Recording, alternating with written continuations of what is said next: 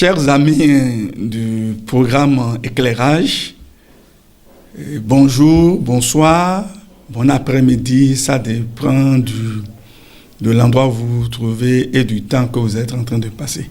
Je suis Dr Justin Ompatien, juriste, expert, consultant bilingue, coach en développement personnel et spirituel, écrivain.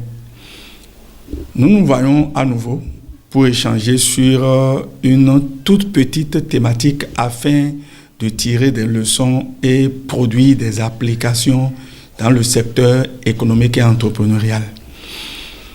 Le partenariat entre leurs excellences, M. Sonko et M. Faye. Quelles leçons pour la jeunesse? Quelles leçons pour les jeunes? Ou encore quelles leçons pour les jeunes entrepreneurs? Quelles leçons pour toute personne, tout Africain qui voudrait conduire des activités avec son prochain? Chers amis, je sais très bien le contexte dans lequel s'est réalisé le partenariat Sonko-Faye, et pendant qu'il n'était pas encore président de la République ni Premier ministre. C'est un partenariat d'après l'actualité, d'après ce qui a été lu et écouté, qui a démarré dans le cadre professionnel. Et par la suite, ce partenariat s'est développé dans le cadre politique. Ils ont mis en place un parti politique appelé PASTEF et ils ont mené des actions politiques par rapport à un certain nombre d'objectifs et par rapport à un idéal politique. Vous savez très bien que l'émission Éclairage n'a pas pour préoccupation essentielle de traiter des questions politiques. Donc, je ne voudrais pas traiter du partenariat entre leurs excellences, M. Sonko et M. Faye. Je ne voudrais pas traiter de leur partenariat dans un contexte politique. Je déplace plutôt leur partenariat vers un contexte économique, entrepreneurial, un contexte de conduite de projet, un contexte d'innovation, de création, de production entre jeunes Africains. Et je voudrais vous dire d'ores et déjà, vous vous rappelez, il y a quelques mois, dans un numéro, j'avais attiré notre attention sur le fait que de plus en plus, les jeunes Africains ont du mal à se mettre ensemble. Dans le temps, je nous entretenais sur l'esprit de partenariat et l'esprit d'équipe. Et j'ai conclu, après avoir fait le constat, j'ai conclu qu'il urge que les jeunes apprennent à travailler ensemble. Surtout les jeunes Africains, qu'ils apprennent à travailler ensemble, qu'ils apprennent à conduire des projets ensemble, qu'ils apprennent à fonctionner sur la base d'un certain nombre de valeurs, sans se trahir, en se basant sur la loyauté, la fidélité, la sincérité, la vérité, la transparence, l'honnêteté, qui sont des valeurs africaines. Nous avons l'illustration avec messieurs Sonko et M. Faye. Et regardez bien, ils ont eu des moments fastes, c'est-à-dire des moments où ils développaient des stratégies pour pouvoir atteindre leurs objectifs.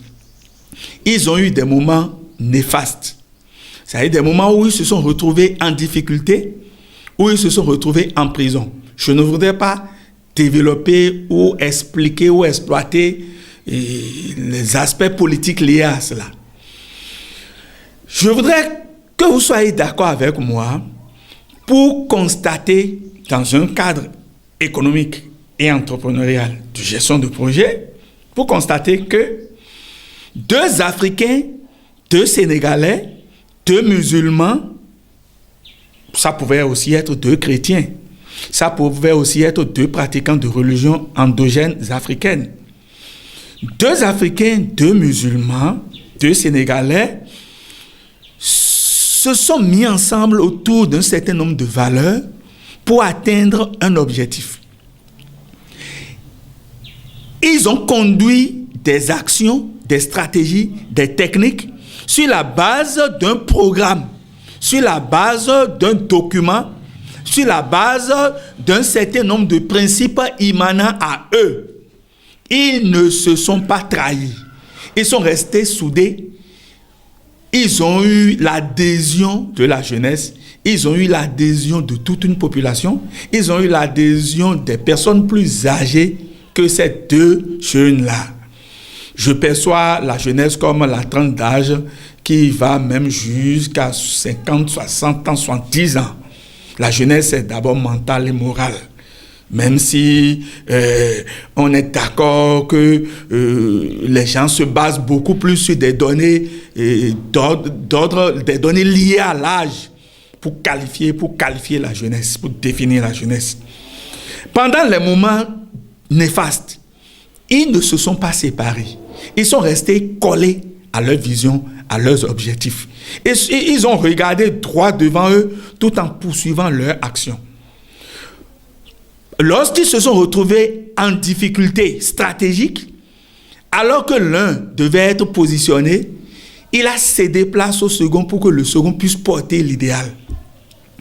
Ces éléments-là, ces faits-là, ces données caractéristiques du partenariat Sonko-Faye, je voudrais dire aux jeunes béninois, congolais, togolais, aux autres jeunes sénégalais, ivoiriens, aux jeunes guinéens, qu'ils doivent se saisir de ça. Chers Africains, chers jeunes, apprenons véritablement à nous saisir de ces valeurs que les excellences ou leurs excellences, M. Sonko, devenu Premier ministre, et M. Faye, devenu président de la République, ont déployé devant notre face. Mais qu'est-ce qui se passe? Qu'est-ce qui fait que lorsque deux jeunes Africains, béninois, togolais se mettent ensemble pour conduire un projet ensemble, comment cela peut-il se faire que vous vous trahissiez? Soit vous trahissez par rapport à l'argent, soit vous trahissez par rapport à la course après une fille ou après une femme, soit vous vous laissez piéger par des étrangers ou par des assaillants. Déjà, par rapport à ce partenariat Sonko-Faye, des gens ont commencé par ressusciter d'autres partenariats du genre par le passé, où l'un a trahi l'autre. Faisons attention aux pensées que nous déployons et faisons attention à ce que nous écrivons. Est-ce que c'est cela qui va nourrir la pensée et le mode de pensée des jeunes Africains? Est-ce que nous allons ressasser, nous allons rappeler chaque fois aux jeunes Africains que tel et tel se sont mis ensemble, ça a échoué. Tel chrétien et tel musulman ont travaillé ensemble, ça a échoué. Tel musulman et tel autre musulman se sont mis ensemble pour une cause noble, pour un projet positif et ça a échoué. Et que tel chrétien et tel musulman se sont mis ensemble, ils ne se sont jamais entendus. Par conséquent, apprenez à rester seul, apprenez à compter sur vous-même. Le partenariat entre les jeunes ne pourra jamais marcher. Quelle éducation voulons-nous donner aux jeunes Africains en ressuscitant les vieux démons du temps passé? Les années 70 sont passées avec leurs échecs. Les années 80 sont passées avec leurs échecs. Les années 90 sont passées avec leurs échecs. Nous sommes en 2024. Nous sommes dans les années 2020. Et ce qui n'a pas marché dans les années 1970, ça peut bel et bien marcher dans les années 2020. Je voudrais que chacun de nous, jeunes, hommes, femmes, que nous restions concentrés sur la pensée positive, que nous restions concentrés sur ce qui est positif et que nous nous disions, ensemble, on le peut mieux. Seul, je pourrais quelque chose, mais ensemble, on le ferait mieux. Je voudrais ici, in memoriam, rendre hommage à un très grand ami que j'avais eu, qui malheureusement n'est plus, décédé en 2023, Zanou Guy, ou Zanou Guy Dossa, alias Zangui, un véritable guitariste, musicien, qui avait de son vivant, qui avait l'habitude de dire « Ensemble, on est plus fort ». je crois qu'il doit se sentir plus à l'aise là où il est actuellement. Je crois que pendant que je suis en train de lui rendre cet hommage-là, il pourra dire oui, c'est vrai. Et vous vous imaginez ce patriarche, ce grand homme, Zanou Guy, que beaucoup de jeunes de l'OME et de Porte-Novo en particulier ont fréquenté, a eu à mettre en place plusieurs organisations, plusieurs associations, que ce soit avec PDCF, que ce soit avec le Jospito, qui sont tous des musiciens, que ce soit avec moi-même, que ce soit avec des centres de formation. Il a toujours dit, ensemble on est plus fort. Je voudrais que nous rêvions à l'union entre les jeunes. Pas l'union entre les jeunes pour faire du mal. Pas l'union entre les jeunes pour détruire les nations africaines. Pas l'union entre les jeunes pour violer les lois de la République. Non. Mais l'union entre les jeunes pour entreprendre. L'union entre les jeunes pour construire. L'union entre les jeunes pour avancer. L'union entre les jeunes pour conduire des projets.